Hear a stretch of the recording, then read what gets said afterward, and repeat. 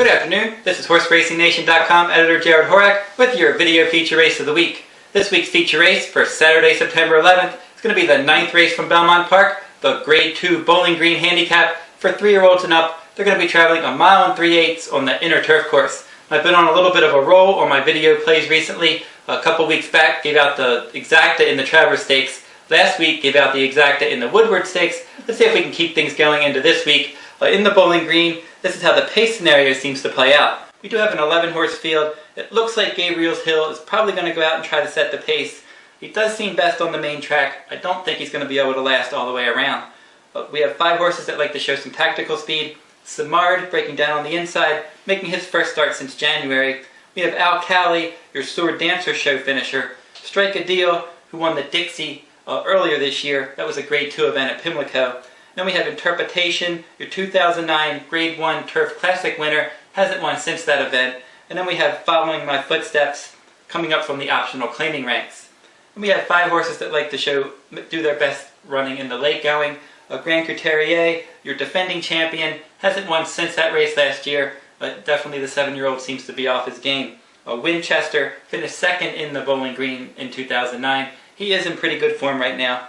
Dry Martini, he's a graded winner on the main track. He's 0 for 4 on the turf course. Then we have Southwest exiting a win in a $50,000 claiming event. This is a much tougher field today.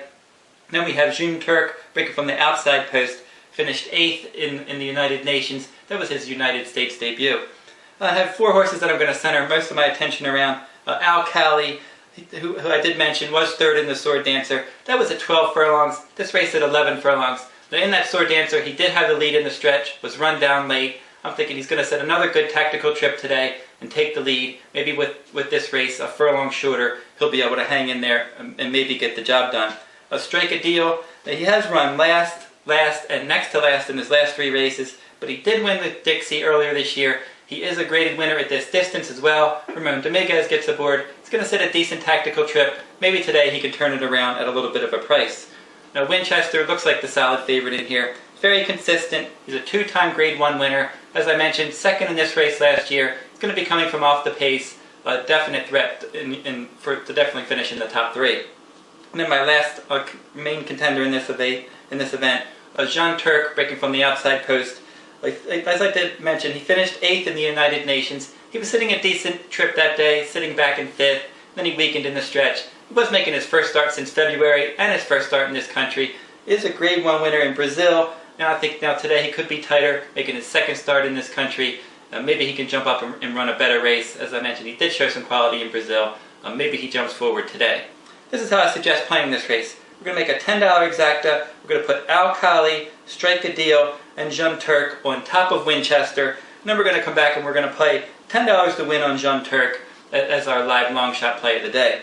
That'll wrap up my video analysis of the Grade 2 Bowling Green. I do mention that Horse Racing Nation handicapper Mike Shuddy, his video race of the week this week is going to be the Arlington, Washington Futurity from Arlington Park. So go over to HorseRacingNation.com, check out Mike Shuddy's feature race of the week. That'll wrap up my video analysis. This is HorseRacingNation.com editor Jared Horak. Good luck at the races.